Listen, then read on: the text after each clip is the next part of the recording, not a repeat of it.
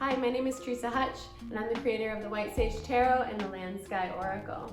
Both of these decks are now published by US Game Systems, and I thought today I could go through some of the details with the White Sage Tarot.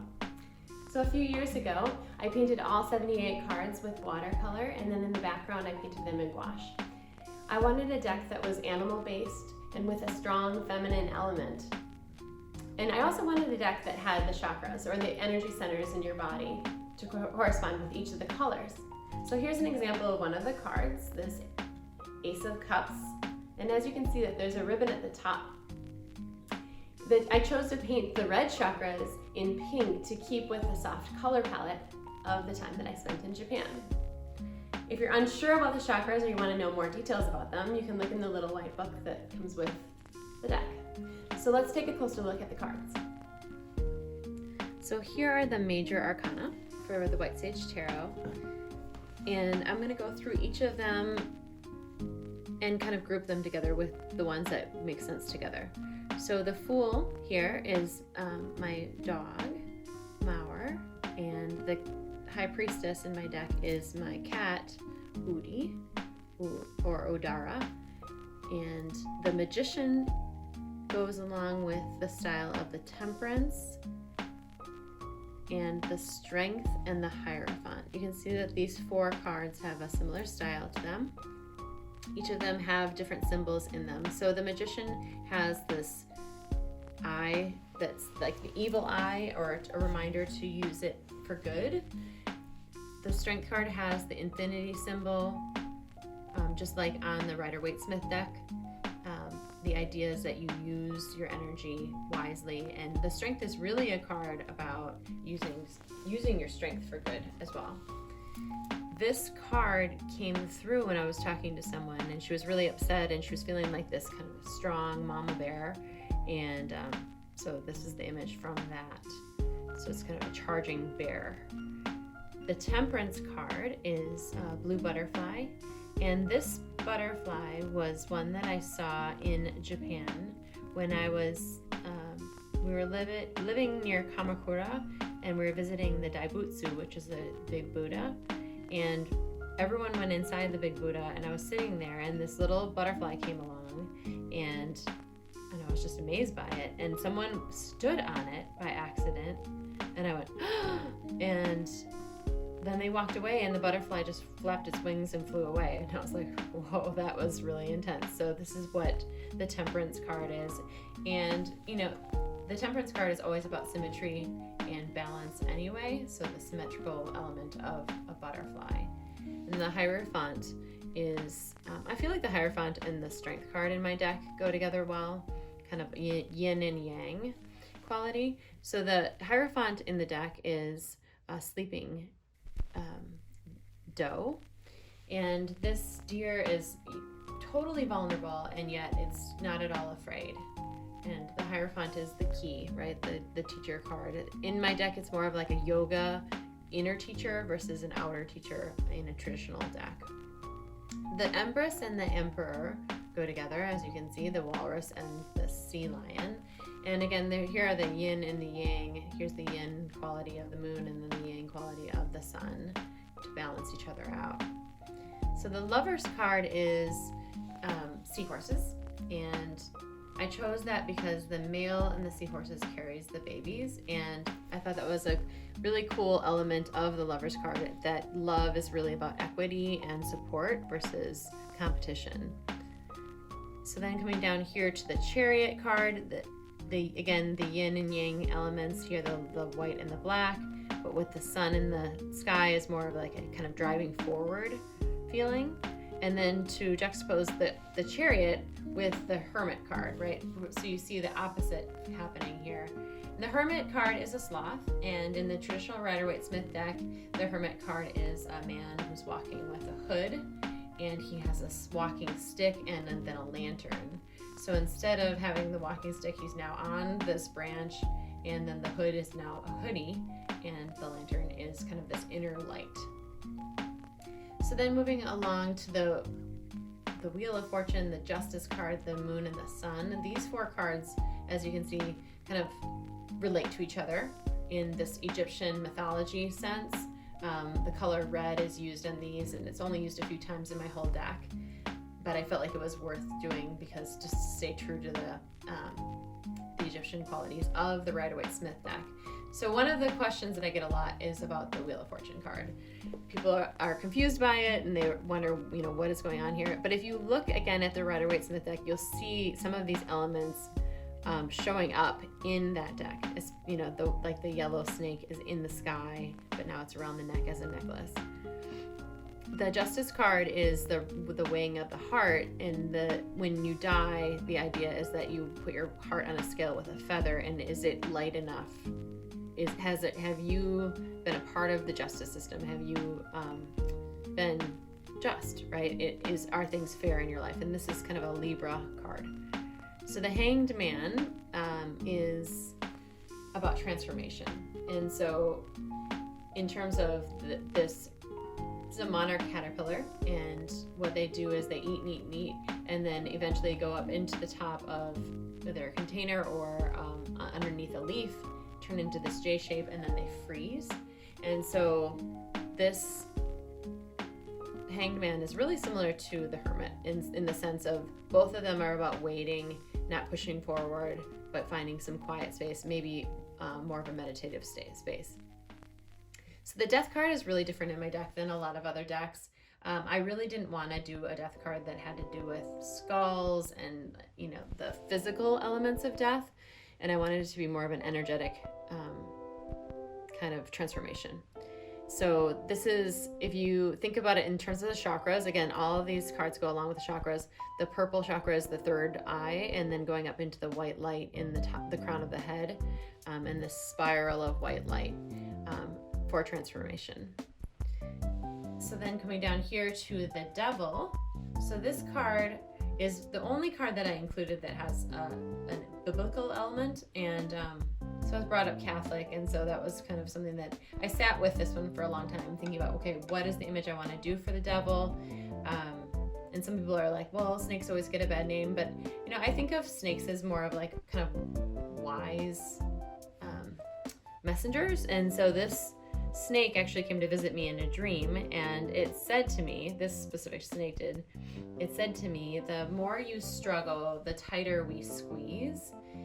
And my first thought was, oh, there's more than one of you. And so the Devil is really about giving up addictions, and it's about pointing out, okay, wait, you're not on the path, or you're doing things that are really actually going to destroy you.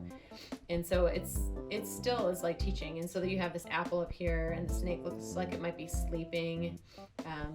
So I really like the Devil card in my deck. The Tower card is a tower that's here in Minneapolis, and the first time I got this deck in the mail, my husband had an accident and he broke his right hip, and I took the deck to the hospital, and I didn't even look at it yet until I got to the hospital, and he's in the bed and my kids are there, and I start shuffling the whole deck, and then this card flies out of the deck onto the floor. I pick it up and I'm like, oh, of course it's the Tower card. This is like upheaval, big change, out of your control. And then my younger son said to me, Mom, that's the card I picked. And I didn't even know he looked at the deck before me. And then the crazy thing was, we looked outside the window, and just exactly outside the window, lit up on the hill, was this actual tower. So that's one of the interesting things about this deck, is that this was the first reading that I did, and this is the first card that showed up. So the Star card has this White Sage Tarot, and it connects to the stars in the sky. The number of stars up here are, so you have the 7 on the outside and then the 1 in the middle. And this is, again, same number of stars as in the Rider-Waite-Smith deck. So, and then we have the moon and the sun. And the sun has the scarab, which is a very positive element. And we have the 11 wings on each side of the scarab, 22 in total, for a total balance. Again, we have the yin and the yang. So the Judgment card is a card about, in my deck it has 2 meanings. It has, one meaning is like a interrogation light, where it's like, what are you going to do with your life? And on the other side of it, it's like an aha moment, like, oh, I know what I want to do with my life, right? Kind of a Dharma card. What's your life's purpose?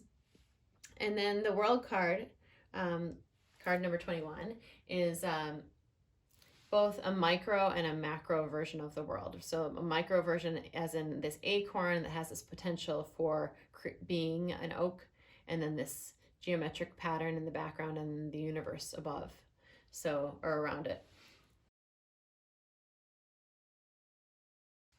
So here's the Wands suit, and you can see that the Queen of Wands here is the cover of the deck. So again, this is the first card that I painted, and these are all pussy willows. The chakras run through the ribbons as well here. This card, the Four of Wands, is really like a chuppah, or a, celebration of a new family or a new home. The Ten of Wands is similar to the Rider-Waite-Smith in that he has that big bundle, and it's a lot of things going on, and it's about letting go of things or delegating your roles so that you don't have too much to carry. The Nine of Wands is about standing out creatively, right? And so you can see that this one is different than the rest. The Eight of Wands I always think of as like good to kind of explore. And Seven of Wands and the Fives and Sevens do have a lot in common in this deck and in other decks, in that they've now turned on you. Six of Wands is really about kind of going with the flow of things, kind of going down the river. So in this court, we have raptors. So they're all different kinds of birds. The Page of Wands, she's kind of an explorer, and she has her gear, and she's got her walking stick, and she's kind of ready to, look at this mountain and kind of tackle it. The Knight of Wands is like a teenage boy energy, and he has this helmet that doesn't really fit right, but he's pretty confident, and he's ready to like go see the world. He's got the Egyptian pyramids in the background, and so he's right there with it. The King of Wands has the clouds in the sky, and so he's about having a sunny outlook or seeing the silver lining. And again, the Queen of Wands is the cover. I feel like she is one of my favorite cards of the deck. She is about having creative energy and kind of using her intuition with the moon above her. So here are the wands. So here's the cups suit. And as I said before, these cups are inspired by some cups that we got for our wedding. And so if you look really closely, you can see that each of them have this little texture pattern on them. So they correspond with the chakras. Here's the chakra card for reference. And you can see, again, this is the first chakra, fourth chakra, fifth chakra, and so on. So if you're not sure which chakra it is, in the little white book, it says which one goes with which.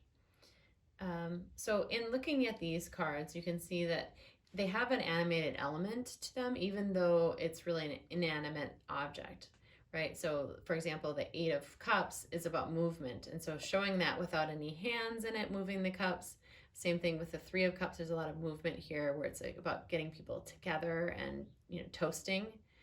The Four of Cups is about stability and feeling kind of stuck, right? So looking around and seeing the support system around you is the symbol there. The Two of Cups is more like the Lover's card, and you can see that the two streams go into one here. And then, the Ace of Cups is a latte, which is, just a fun little celebration. So this is one of the courts that I feel like I hear most about, which are the otters. And so we have the Page, the Knight, Queen, and King. And so the Page of Cups, she is, all of my pages have a yellow sky to kind of to represent youthful, like, innocence and kind of a happy card. She's drinking turmeric and ginger chai in coconut milk. And then the Knight of Cups is drinking black coffee that's expensive from a coffee shop. And he is a hipster. He's got his messenger bag and he's got his helmet on. The Knight of Cups is kind of a hard outer shell guy, but then has this soft inside, which is that emotional quality of the cups.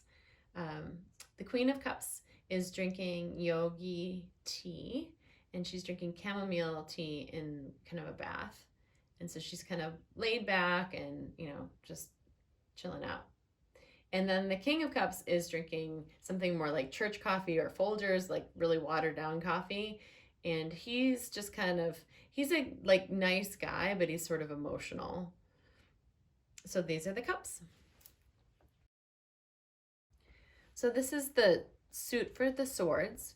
And it was one of the hardest suits for me to paint because it has to do with air and it has to do with thoughts. And so a lot of the cards, especially like the 8 of Swords, 9 of Swords, 10 Swords, are kind of, they can be negative cards. It can be a lot about different kinds of thoughts that are repeating and kind of damaging.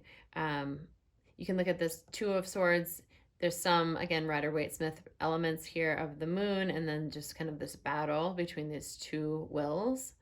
The 4 of Swords, the sword is kind of stuck in the ground, and so there's a little bit of a meditative element there.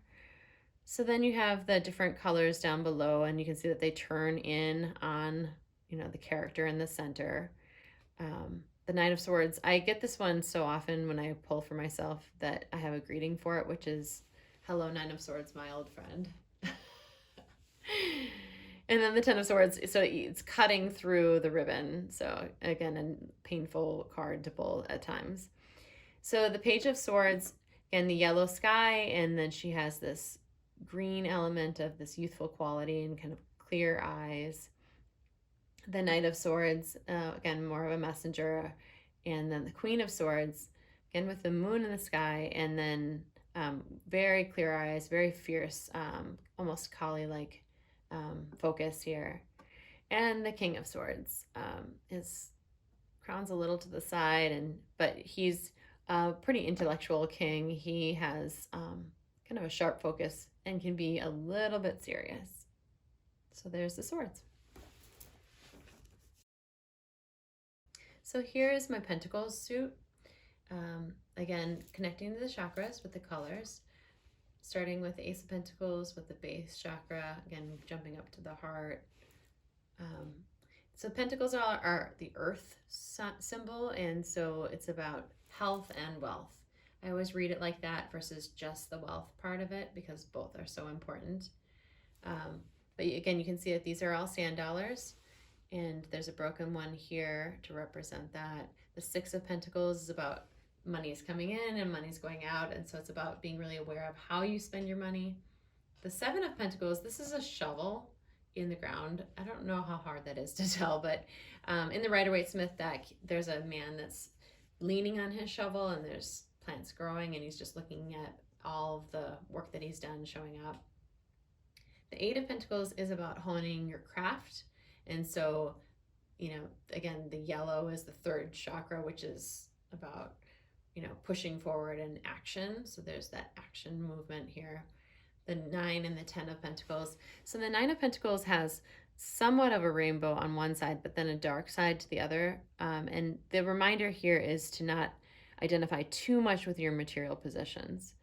And then the 10 of Pentacles is, you know, sort of like a party, right? So we've got these party ribbons above. So for the court cards, we have elephants, and so the Page of Pentacles, she's holding this trillium, which is a healing herb, and so I feel like she's a kind of a healing card. The Knight of Pentacles, I always think of this one as kind of a Taurus card, a slow mover, but kind of getting things done. The plowed fields in the background, like in the Rider-Waite-Smith deck. Pentacle here, and then the feather in the helmet is the base chakra. Queen of Pentacles, it's a little bit of green here, the heart element and the kind of mama quality, and then the King of Pentacles, more of a old-fashioned, like very stable kind of person with a masculine element. So there's Pentacles. So thanks for taking a look at my White Sage Tarot deck. Below are links to my Instagram and my website, or you can click here to see my next video about my Land Sky Oracle. Thanks.